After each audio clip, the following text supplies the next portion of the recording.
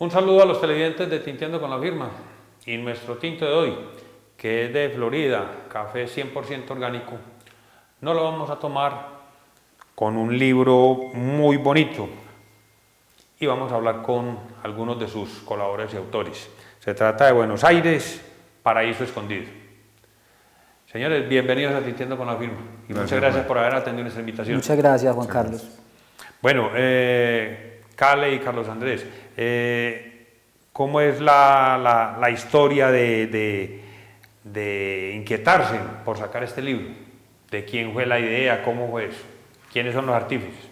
A ver, Juan, había dos personas de Buenos Aires, Ovidio Martínez y Aurelio Restrepo, dos pobladores del territorio, dos personas que han ejercido liderazgo político y social allá, interesados en que se contara la historia de Buenos Aires. Sí. Tenían una cartilla que fue publicada por la Gobernación de Antioquia en el año más o menos 1989 o 90. Una cartilla de 20 páginas con una información, digamos, muy elemental. Ya. Y otros 2 o 3 documentos, entre ellos una cronología de la profesora Damaris Rendón, que ya falleció la señora esta. ¿Y ella es de Buenos Aires? Ella es de Buenos Aires. Perfecto. Con estos documentos llegaron donde Hernán Saldarriaga, a ver si la Sociedad de Mejoras Públicas apoyaba la publicación, de hacer un folleto con lo que se pudiera contar de la historia de Buenos Aires. Ya. Hernán me contactó, Sí. que le hicieron una mirada a esos documentos, y había otro documento que era un documento a mano alzada. Sí. Y ese documento a mano alzada era la copia exacta de la cartilla. Entonces yo le dije, ojo que aquí lo que hay es un plagio. Sí. Entonces Hernán me dijo que si yo quería asumir la producción de la cartilla, pero había muy poquito tiempo. Yo inicialmente dije que sí, pero como a los 8 o 15 días le dije a Hernán, no, esto necesita más tiempo, yo voy a asumir el proyecto como un trabajo mío. Y digamos, el vínculo que había con la sociedad se disuelve porque la sociedad me iba a pagar algún dinero por esa producción. Entonces yo dije, pues a mí me toca trabajar varios meses, no creo que sociedad vaya a financiarlo, yo lo asumo. Yo tenía la posibilidad de hacerlo. Comencé pues depurando esos 3 documentos inicialmente. Sí. Y luego, hablando ya personalmente con los iniciadores de la... Sí. Con los de la iniciativa. Eso, con los de la iniciativa, me empezaron a dar otros datos, yo a grabarlos, me llevaron a Buenos Aires, empecé pues como a untarme de Buenos Aires. Sí. Y empezó ya ahí el proyecto, digamos, de un libro, no de un folleto, sino de un libro, que contara la historia, que contara el paisaje, los personajes, que abordara aspectos, si bien no es toda la historia, porque eso es imposible contarlo en 124 páginas que tiene el documento final, que abordara aspectos importantes como las generalidades del corregimiento, la geografía del corregimiento, historia y personajes destacados. Ya. Que ahí también toca hacer la anotación que no son los más destacados, son destacados. Destacados. Porque los más es muy relativo. Ya, claro. De hecho, también hay que aclarar que en el 2023 cumplió 100 años de elegido corregimiento o de fundado. A ver, se funda en 1922 y se establece como corregimiento en 1922, el 9 de diciembre, de acuerdo por medio del acuerdo del Consejo Municipal 044, que crea el corregimiento de Buenos Aires y el corregimiento de San José. En el mismo documento se crean los dos. Y empiezan a regir cómo hacer corregimientos el 1 de diciembre de 1923. Perdón, el 1 de enero de 1923. 23, Sí. ya, perfecto. Pero la fecha, digamos, oficial del cumpleaños es el 9 de diciembre. 9 de diciembre. La parroquia ya sí se funda en 1923. Ya, muy bien. Bueno, Carl, entonces le entiendo, ¿le tocó viajar también a Buenos Aires? Viajar a Buenos Aires varias veces, pero entrevistar a muchas personas, digamos que ni estaban en Buenos Aires. Entre ellos resalto pues la participación tan activa que tuvo el profesor Gustavo Alberto Zapata Restrepo, nuestro historiador insignia, que me aportó muchos datos importantes, interesantísimos. Incluso él me dio una copia, la imagen de una copia del acuerdo del Consejo Municipal que crea los corregimientos. Claro, claro. Porque en el archivo municipal, donde debería estar esa copia, no está. En el archivo histórico municipal. Eso es como de las anécdotas particulares que tiene este trabajo, que me fui a escarbar los archivos del archivo histórico municipal y no estaba el documento. Pero afortunadamente Gustavo le había tomado una foto años antes, cuando había hecho investigaciones donde menciona el corregimiento para sus libros de identidad y memoria y la cartilla de cátedra municipal y de identidad y memoria, sostenibilidad y resiliencia. Entonces, perfecto, por eso se salvó el documento. Ah, mire, pues qué importante es. Bueno, Cale, entonces, ya usted me habló de Gustavo, de Hernán Darío. ¿Quiénes más participaron en este trabajo? Aurelio Restrepo. Don Aurelio es... Ovidio Martínez. Don Ovidio Martínez. José Osorio Morales, un hermano de Amparo Osorio Morales. Ah, ya. El padre Humberto Puerta. El rector de la institución educativa, el que había antes, Sergio, se me escapa el apellido en este momento. Con ellos se reconstruyó, con el padre y con don Sergio se reconstruyeron las historias de la iglesia, de la historia pues, del templo y de la parroquia y la historia del colegio, de la institución educativa Felipe Navo Jaramillo. Muy bien. Y ya se van dando conversaciones esporádicas con personas que uno va conociendo, entonces cuentan historias que uno tiene que evaluar, porque muchas veces esas historias son que es que mi papá fue casado con no sé quién, que es que el abuelito de esta se casó con la abuelita de aquella, que son relevantes para las familias. Es la cosa, sí. Pero en mi opinión, en mi concepto, digamos, desde la subjetividad del autor, no les encontré espacio en el libro. Perfecto. Y apenas uno encuentra una persona, esa persona lo conecta con otra, entonces este cuenta una historia y se va haciendo pues como el proceso de ir depurando esas historias, porque todo se graba, todo se transcribe y después todo lo que sea importante sale para el libro. Claro que sí. Se decanta en el libro. Sí. Perfecto. Bueno, una vez usted va haciendo todo este tipo de grabaciones para irla ya escribiendo, veo también que hay mucha fotografía. Ese es otro proceso, Juan. Sí. Ese es otro proceso y es, digamos, el que le da, le da vida al texto, porque es muy agradable uno ir contando la historia, ir leyendo la historia y viendo las imágenes. Sí. Igual que la parte teórica, la parte textual, la fotografía le da vida al texto. Y así mismo fue que se consiguieron las fotos. Hubo incluso personas que negaron el permiso para que saliera la foto del frontis de la casa. Una cosa que es pública, sí, eso se presentan situaciones así. Pero en términos generales, son muchas las personas que tuvieron a bien aportar fotos de paisajes, de eventos. Apareció un video que yo le pongo, eso es por ahí de los años 50 o 60, que todavía Buenos Aires mostraba su progreso, un video de muy mal estado, y de ahí se logró sacar alguna serie de fotografías que están en la página final. Eso es, que se ven acá, pero, sí. Estas. Exacto. Muy bien, sí. Eso salió de un video, como les digo, en muy mal estado. Y ya las fotografías van resultando a medida que uno va necesitándolas. Unas aparecen como mágicamente, como parte de la magia del proceso. Aparece la foto del primer carro que entró a Buenos Aires, por ejemplo. Claro.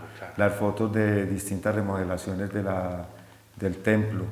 Las fotos de don Felipe Navo Jaramillo, que todos sabemos que la institución se llama Felipe Navo Jaramillo, pero ni sabíamos quién era ni cómo era. Es la cosa, sí. Entonces van apareciendo los materiales y en el capítulo de los personajes siempre fue complicado conseguir algunas fotografías, pero se logró. De hecho, algunas por ahí de 10 o 12 personajes no se logró conseguir fotografías. Ah, ya.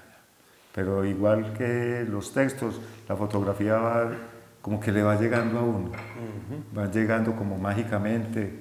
Se necesita, por ejemplo, la imagen del acuerdo municipal y apareció. Qué bien. Las de la parroquia aparecieron. De la parroquia sí el documento era un documento transcrito digitado. Entonces ese sí no lo tuve, pero se menciona pues el nombre del documento, un fragmento. En ese documento eclesiástico aparecen los límites de la parroquia, eso es extensísimo. Sí. Eso es casi una página completa en letra pequeña, apeñuscada. Por Dios, sí. Entonces son documentos que no, pues como que no tienen importancia por no ser el original. El documento en sí, la esencia del documento sí, pero el documento físico no. Ya le entiendo, porque no es el original. Exacto. Muy bien. Bueno, ¿de dónde esa frase paraíso escondido y por qué? A ver, con ese título hubo algunas dificultades. Yo desde el principio había colocado un título muy largo, Corregimiento Buenos Aires Andes, Paraíso Escondido, una historia centenaria. Ese fue el primer título que tuvo el documento. Sí. Se fue reduciendo, pero siempre se conservó Paraíso Escondido. Cuentan en el libro que ese apelativo se lo puso un sacerdote al sector de la Quebrada Negra, yendo para Chorro Blanco, que él estuvo allá y dijo, este es el Paraíso Escondido. Y los bonaerenses han tomado eso incluso para nombrar sus fiestas, las fiestas del Paraíso Escondido. Entonces en algún momento dos personas que participaron, fueron Hernán Saldarriaga y Mario Alonso Restrepo, me sugirieron cambiar el nombre. Que por qué Paraíso Escondido si Buenos Aires es muy visible y yo tengo un concepto diferente. Buenos Aires no lo ve uno sino cuando llega, al menos el centro poblado. Sí. Y les dije a los dos, si usted me lo argumenta, yo lo tomo en consideración. Claro. Si hay un argumento tan sólido que para quitar ese Paraíso Escondido. Sí. Pero ninguno de los dos fue lo suficientemente contundente y yo siempre quise como posicionar ese nombre. Ya. Porque realmente Buenos Aires es un paraíso escondido. Sí. Buenos Aires tiene una magia, un encanto superlativo. Bueno, esa magia, ese encanto, se lo da, digamos, ese clima, el hecho de ser un corregimiento que es más bien frío. Sí. El clima, la gente, el paisaje. Sí. Ya. Siempre se ha dicho, y metámonos aquí en estas lides políticas, pero de manera somera, siempre se ha dicho que las tierras más cálidas son de liberales y las tierras más frías son de ideas muy conservadoras. ¿Eso más o menos se ve allá en Buenos Aires? Juan, yo no quise profundizar ni en eso ni en el aspecto de la violencia política y la violencia que sucedió entre el año 1985 a 1996. Eso sí. Yo, digamos que pensaba que entrarle a esos temas es primero muy delicado. Total. Políticamente es complejo abordar ese tema. Total. Porque hay muchas versiones. Sí. Y allá se enfrentaron familias, entonces hay versión de una familia y la versión de la otra. Entonces la política y la violencia yo no quise tocarlas. Perfecto. Yo quise resaltar la resiliencia de los bonaerenses, que han conservado su territorio, que lo han, digamos, mantenido como intacto a pesar de todo lo que han sufrido. Claro. Entonces abordar esos temas siempre me pareció demasiado delicado y lo importante era resaltar lo bueno, resaltar pues esa resiliencia, esa berraquera del bonaerense, esa calidad de las tierras, el paisaje, los personajes. A mí me parece muy importante contar la historia desde los personajes, no solo el fundador, que afortunadamente también se consiguió la fotografía del fundador, sino otros personajes más cotidianos, los emprendedores, los líderes cívicos y sociales que Ese tienen, enfoque me parece bien. los profesores. Entonces me incliné más hacia ese lado, y esa parte política y de la violencia, de las violencias de Buenos Aires, es mejor dejarlas ahí quieticas. Así es.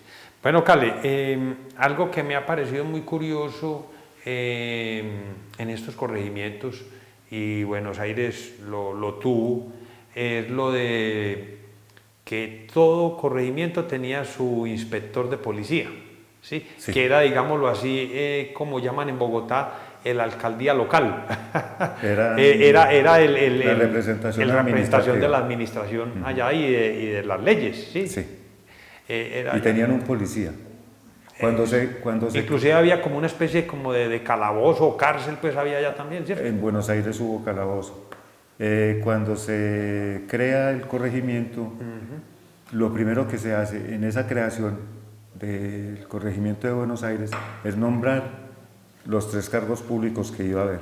Un policía, un inspector de policía, un secretario y un policía, que era una persona de civil que era el que mantenía el orden. El orden. Ajá. Eso fue, digamos, el escenario administrativo del corregimiento durante muchos años. Yo no tengo la fecha concreta en la que desapareció la inspección, sí, que desapareció a raíz de los actos violentos que se suscitaron allá. Claro. Pero otro detalle fuera de eso, que como lo dice usted, ya no existen en muchos corregimientos las inspecciones de policía, es lo de las hermanas religiosas que hay, de las religiosas, que dice Hermanas Dominicas del Rosario Perpetuo. Y de Santa Isabel de Hungría. Esas son las hermanas que... De hecho, solo queda una. Sí. Ellas están desde 1991, algunas llegaron como profesoras y otras como partícipes del proceso del ancianato, de la casa de los abuelos. Sí, sí, sí. Hay pues solo una que de hecho es la docente que más tiempo lleva en Buenos Aires, es una hermana de esta congregación. Ah, no me digas, sí. Y, o sea, que digamos va en decadencia esta... Esta hermana se ha mantenido, digamos, como la líder del ancianato. Del ancianato. Y fue incluso muy reacia a dar información. Me pidió que no hablara, que no dijera nada, que ella me daba un par de datos, pero que no le interesaba por el abandono en el que se sumió el ancianato y la desidia de las instituciones a colaborar con esto. Ya. Entonces sí fue como una de las entrevistas más complejas que hubo. Claro. Y se respetó eso, pero anotando que no se podía pasar desapercibido. O sea, no pude profundizarlo, pero yo tampoco le iba a dejar pasar sin nombrar a esta congregación que tanto le ha servido a Buenos Aires y a la educación de Buenos Aires. Claro que sí. Bueno, los televidentes dirán, bueno, Carlos Andrés, Cale ha hablado mucho, pero y Carlos Andrés, pues, ¿qué hace ahí? Está como otro televidente más. Cuéntenos, Carlos Andrés, pues, ¿por qué está Juan aquí Carlos, también en el link? Sí, muchas gracias por la invitación a usted y un cordial saludo a los televidentes y a Juan Carlos, a Cale aquí también. Sí. Mi participación dentro de este proceso de publicación de este libro entra dentro de una fase, podría considerarse dentro de la parte final. La parte final, sí. Juan Carlos me contacta cuando estaba con la intención de esto, él me comenta, estoy en este proceso, a mí me gustaría de pronto que usted participara más adelante, y él me propone hacer la corrección del texto. Entonces, obviamente para yo hacer la corrección del texto, pues ya tengo que tener un producto ya casi que final ahí que uno ya pueda coger y ya sea palpable. Inclusive también investigar de parte suya. Sí, digamos, te voy a contar un poquito de cómo es el proceso de una corrección para que, digámoslo, se contextualice, te contextualices vos y los televidentes de cómo es este proceso y que, digamos, cuál fue el alcance mío dentro de él. Él me entrega lo que denomina un machote, una prueba de impresión del texto como tal. y hablando con él, entendiendo cuáles son las intenciones que tiene el autor dentro de las correcciones que uno va a hacer, porque para hacer la corrección de un texto, dependiendo del tipo de género que sea el libro, pues hay formas de abordarlo, por así decirlo. Entonces, yo acepto la propuesta de él, tomo el libro como tal e inicio, digámoslo, dentro de ese proceso de correcciones a ver, dentro de toda esa cantidad y variedad de las cosas que se pueden hacer, ¿qué puedo hacer yo con él? Ejemplo, existen correcciones de ortografía, corrección ortotipográfica, corrección léxico-semántica, corrección de estilo, hay corrección, hay reescritura, hay corrección de editorial, entonces, y uno pensaría pues como que hay muchas de ellas como que son como lo mismo, pero pues si uno ahonda un poquito, cada una se especifica y va a la minucia y al detalle. Un ejemplo, dentro de este tipo de género de libro que se va a publicar, hay una publicación que es una corrección que es de rigor, que es abordar la corrección ortográfica. Ya para la corrección ortográfica, en este caso, como él utiliza los sistemas informáticos para basarse, hay una ayuda, por así decirlo, porque los mismos sistemas como el Word pues te dan una ayuda en cuanto a la corrección, no es un manuscrito pues que alguien te pasa para que lo reescribas o lo digitalices. Entonces este texto ya viene, pero aún así los mismos sistemas, pues dentro de nuestro idioma tan rico y tantas posibilidades que tiene, pues no se va a detectar todo. Es muy interesante porque Kale es muy conocido por todos nosotros, ya lleva pues una gran cantidad de libros publicados y es una persona ya, digámoslo, fogueada en el tema del uso del lenguaje, con una aprobación pues muy positiva en ese entonces. Esa parte es fácil, por así decirlo. Aún así, entendiendo que desde la misma revisión, reescritura que él hace de muchos de sus textos, se le pueden pasar cosas, entonces ahí, digámoslo, uno le ayuda en ese tipo de cosas. Desde ese punto de vista no fue tanto, digámoslo, lo que pues, el trabajo, porque pues ya él es una persona que está muy avanzado en esto. Entra una corrección ortotipográfica, que esta corrección ortotipográfica le permite darle un poquito más de uniformidad al texto. Como ya él me entrega una prueba de impresión, permíteme el texto, él ya me entrega una prueba de impresión palpable como tal, uno empieza a analizar desde lo que son una corrección ortotipográfica, aparte digamos, la uniformidad del texto, nos permite irnos a lo que se denominan los formatos. Entonces, abordamos lo que son las partes del libro y analizamos cómo están, una portada, una contraportada, si hay solapas, si no tiene, si va a tener una faja, por así decirlo, el lomo que está incluido en él, el canto, las páginas de cortesía. Inicialmente, por ejemplo, el machote que él me pasa no contemplaba página de cortesía, o sea, esta página en blanco. Y es sumamente importante porque comúnmente los escritores la usan para hacer las dedicatorias. Entonces son detalles que dentro de estas correcciones empiezan a pulirse. Dentro de esos formatos también evaluamos ya, por ejemplo, el uso de negrillas, el uso de siglas, abreviaturas, la titulación, los subtítulos, la numeración. Entonces ahí ya empezaron a aparecer no errores, observaciones, porque al final de todo ese proceso de corrección tuvimos que sentarnos toda una tarde a debatir qué es, qué no es, porque yo como corrector no estoy por encima de la intención yo tengo que respetar cuál es la intención del autor en cuanto a su obra. Entonces empezamos a evidenciar, pues digámoslo, las observaciones. 124 páginas que tiene este texto. Y dentro de esa primera corrección alcanzamos a encontrar, ¿recuerdas? Como 150. Como 150 apreciaciones. No errores, observaciones para empezar a debatirlas. Ahora, ya si nosotros superamos una revisión ortotipográfica, nos vamos a una revisión léxico-semántica, donde ya nos va a permitir a revisar el vocabulario, que dentro de esa intención y esa significación de las palabras de lo que se está usando acá.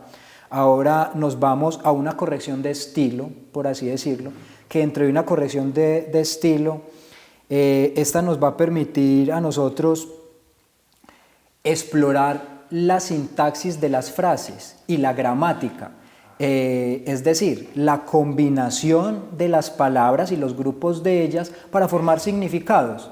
Y digámoslo de la gramática, pues la forma de hablar y de escribir correctamente. Es bastante interesante porque, y yo se lo comentaba a Cale y me alegra porque él no es un novato escribiendo libros, publicando libros, es una persona ya un profesional en esto.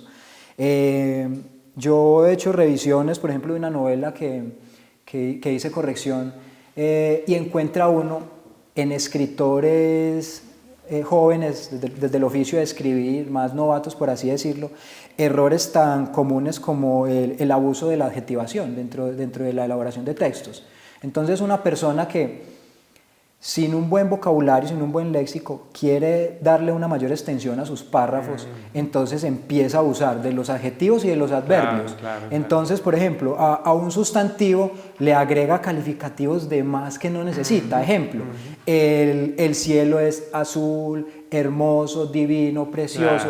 Y eso, en lugar de darle mayor belleza a un texto, lo va deteriorando. Sí, mucha redundancia. Eso ya se vuelven textos aburridos que de alguna forma usted no necesita ser un experto en gramática en el lenguaje para, digámoslo, para usted saber eso, pero usted como lector sí se cansa con una lectura de esas, uno se agota, uno se asfixia.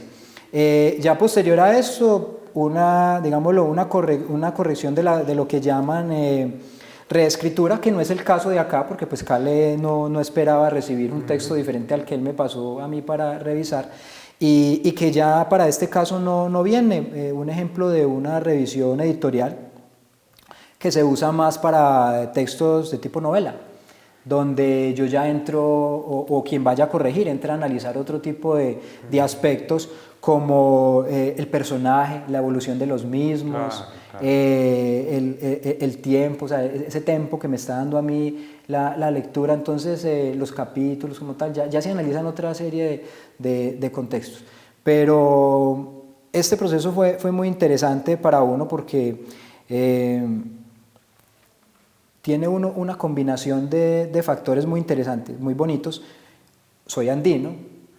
Conozco el corregimiento, uno tiene un cariño por los corregimientos de este municipio, y más porque, digámoslo, hoy en día está muy de moda el ser ciclista, entonces uno va y los recorre y todo eso, y uno saber que está participando, digámoslo, dentro de un proceso técnico para la publicación de algo tan importante para la historia y para el patrimonio cultural del municipio, es algo muy destacable y muy bonito. Cale y yo tenemos una amistad de hace muchos años, una amistad que viene desde el ámbito literario, por así decirlo. Entonces que, digámoslo, él me tenga la confianza para participar en esto es bastante interesante, y más dentro de la bonanza cultural que está teniendo este municipio, porque en solo esta semana y durante las próximas semanas está ocurriendo algo que pocas veces se ha visto en este pueblo dentro de este aspecto cultural, y es que se están dando una publicación y lanzamiento de libros. Ejemplo,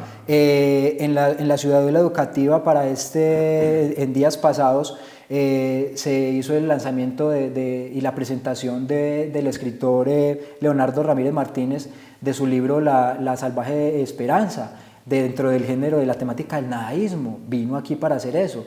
El mismo día por la noche en el Café Bar de Sinforoso, la escritora Laura Rendón publica y lanza su libro de poesías. Qué cosa tan linda. A los 8 días nuestra escritora y docente Nidia Ruth va a publicar su novela. Y pues ya tenemos que semanas después venimos con el lanzamiento del libro de Juan Carlos sobre Buenos Aires, que es una cuestión que enorgullece. Eso es atípico. Es un gran motivo de orgullo para los andinos, porque esto está creciendo de una manera exponencial, y cada día la gente se motiva, está entusiasmada con participar en eventos culturales, porque afortunadamente, digámoslo, en este momento desde el equipo de trabajo, digámoslo, de la alcaldía que está en este momento, hay unas personas muy dinámicas que vienen trabajando y apoyando todos los ámbitos culturales y eso dinamiza, Total. Tenemos clubes de lectura, grupos de música y todo esto hace parte de un gran engranaje cultural que es muy importante y que le va a dar una visibilidad al municipio de Andes, yo creo que en el corto plazo, que nos va a posicionar, así como hay otros sitios y otros municipios y regiones del país, inclusive subregiones como tal, que son reconocidos y bueno, pues es un orgullo para nosotros, o al menos para mí, participar dentro de este texto. Bueno, ¿habrá alguna lectura que pueda, digamos, enganchar a los televidentes con el libro? Sí. ¿Se podría leer, digamos, algo cortico? En especial, a mí me conmovió mucho, y le voy a pedir a Cale que nos contextualice mejor la carta que escribe el hijo del fundador sobre un incendio que ocurrió allá. Desde Bogotá, mientras estudia medicina, escribe una carta y aquí se recupera es un fragmento de ella que me parece muy bonita, pero si nos puede contextualizar mejor, Juan Carlos. A ver, en 1956 hubo un incendio que destruye una parte de la manzana principal, la que queda al frente de la iglesia. Casas de bareque, casas de madera, entonces fue voraz el incendio. Y como lo menciona Carlos Andrés, un hijo del fundador, Azael, el fundador se llama Epifanio Gutiérrez. Sí. Y tenía entre otros hijos a Azael, que se fue a estudiar medicina a Bogotá. Y después del incendio le escribe una carta a su hijo, a su hermano Manuel José, que es el padre de Carlos Mario Gutiérrez, de Rafael Gutiérrez, que fue presidente de la Asamblea. Y don Manuel José fue el primer bonaerense en ser concejal del municipio de Andes. Una familia muy importante, entonces Azael le escribe esta carta, de la cual se recupera solo una página. No sabemos si ahí termina, no sabemos si hay 2 o 3 páginas antes, pero es una página que realmente es conmovedora. Un párrafo pequeño porque ya está para culminar el programa. Listo. Oh Buenos Aires lejano pero presente, inmensamente pequeño pero grande para quienes te amamos, pueblo sufrido pero altivo, pueblo modesto pero inmensamente generoso y hospitalario, cómo he lamentado tus vicisitudes y cómo me han conmovido tus dolores silenciosos. Oh, Buenos Aires, tierra pródiga, las llamas voraces han besado tu frente y sin embargo de tus jardines continúan surgiendo rosas y de tus surcos generosos sigue brotando el pan prodigioso que dispensas a tus hijos que han formado en el trabajo de tus propias entrañas, que siempre han retribuido nuestros sudores en el prodigioso milagro del 100 por 1. Excelente, muy bien. Bueno, entonces todo esto fue cosas que se recuperaron y que usted pudo plasmarlas en su libro, ¿cierto? Sí. Bueno, usted ahora hablaba de Mario Alonso. Mario Alonso Restrepo, ¿qué tuvo que ver con el libro? Mario Alonso es parte del alma del libro. Hay, digamos, 4 personas que son vitales para la pulcritud del libro, para la belleza del libro, porque es un libro muy bonito estéticamente. Sí, total. 5 personas que son Gustavo Alberto, que ya lo mencionaba, que aportó muchos datos muy importantes, Carlos Andrés como corrector, Mario Alonso Restrepo, el diseñador, que fue el que le dio forma estética. O sea, él diseña la carátula. Sí. Todo esto. Y la fotografía es de Héctor Marín. Y la 5ª persona pues soy yo, que soy el autor. Entonces son 5 personas fundamentales para el libro tal cual está. Aparte de otras personas e instituciones que son vitales ya para que al público le llegue el libro. O sea, tener la maqueta, que es el machote, que es el primer libro que produce la litografía, no tendría ningún impacto si no se multiplica esa maqueta. Este primer tiraje fue de 600 ejemplares. Qué bien. Y me gustaría agradecer, si me lo permite, a las instituciones y personas que participaron económicamente con esta publicación, que fueron la administración municipal en cabeza del alcalde Germán Vélez Orozco, y la Sociedad de Mejoras Públicas en cabeza de Hernán Darío Saldarriaga, AUPAN y su gerente Adriana Acevedo, el senador Juan Felipe Lemos, la familia Loaiza Acevedo, el doctor Luis Bernardo Benjumea, la educadora Leonora Rubí Gutiérrez, Agustín Rendón y Elizabeth Latorre. Perfecto, muy Sin bien. ellos no hubiera habido plata para el parto. Así es. Bueno, Cale, ya para terminar, empezamos con Buenos Aires, hablábamos de que a Tapartó se le han escrito varios libros por diferentes pues, autores. ¿Alguna inquietud de pronto con los otros corregimientos también? Juan, la inquietud sí existe, pero estos son procesos demasiado... Requieren de tiempo y de dinero. Exacto, demasiado costosos. Sí. Este proceso del libro de Buenos Aires Andes, Paraíso Escondido, fue 1 año y medio desde que yo fui contactado por Hernán Saldarriaga hasta el momento en que llegaron los 600 libros a Andes. Porque año y medio. Año y medio, porque ocurren muchas cosas y para eso se necesita plata. Claro, por ejemplo, claro. ya estaba listo el libro, estaba lista la maqueta, estaban ya armando los paquetes de hoja por hoja Sí. de los 600 libros y Gustavo, pegándole una revisión al lado de Mario Alonso en Medellín, Sí. descubrió que había una tilde mal puesta. Ay, no me diga. Y eso Sí. valió 2 días de trabajo de los empleados de la litografía para cambiar esa hoja, imprimirla y cambiarla. Y después, cuando ya el libro estaba empacado para traerlo para Andes en Sí. sus 5 cajas, le mandaron una fotografía de la carátula a Mario Alonso, sacaron 5 libros, los pusieron sobre una mesa y tomaron la fotografía. Y faltaban estos corrosquitos, esos 3 corrosquitos. Claro, sí señor, sí. Pero Faltaba. esos corrosquitos tienen una intención, que Sí, es sí. la intención del embellecimiento del producto en manos del diseñador. Entonces inmediatamente el diseñador dijo, no, yo no diseñé esto así. Entonces hubo Sí, que sí. desempastar los 600 Por libros. Dios, por Dios. Y ese costo lo asume la litografía. Imagínese. Pero siempre le dilatan No los les tiempos gustó a como uno. mucho.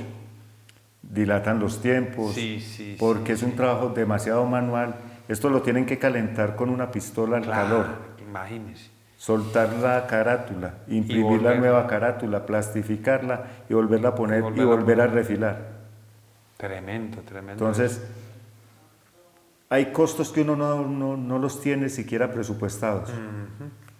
Y cuando se plantea un proyecto de estos, digamos que yo lo asumí sin ningún tipo de contraprestación económica porque Claro, resulté involucrado y no Sí, quise sí. sacar el cuerpo. Sí. Pero si se presenta la oportunidad de hacerlo para San José, para Santa Rita, hacia Santa Rita tengo muchos afectos yo porque mis bisabuelos son los fundadores. Santa Inés, Chaparrala, San Bartolo, claro. Tapartó. Todos van a querer tener su libro. Sí, y ya hay personas que han Claro, insinuado ese deseo. Sí. Entonces habría que hablar de un presupuesto del orden de 20, 25 millones de pesos. Ajá, perfecto. Así es. Bueno, hay que dar la inquietud. Hay que darle inquietud a las instituciones. Así es. Oiga, Tenemos corrector, tenemos diseñador, tenemos investigador adjunto. y como le decía Carlos Andrés, hay bonanza de producción escritores y de literaria, producciones. sí, muy importante, Eso está muy muy bien. importante. Eso está muy bien. Les agradezco que hayan atendido nuestra invitación. A usted, Juan, muchas gracias. Muchas a todo Y el esperemos equipo, que la inquietud siga adelante. que prospere. Claro que sí. Muchas Eso gracias. está muy bien. Televidentes, es todo por hoy. Los espero en un próximo programa.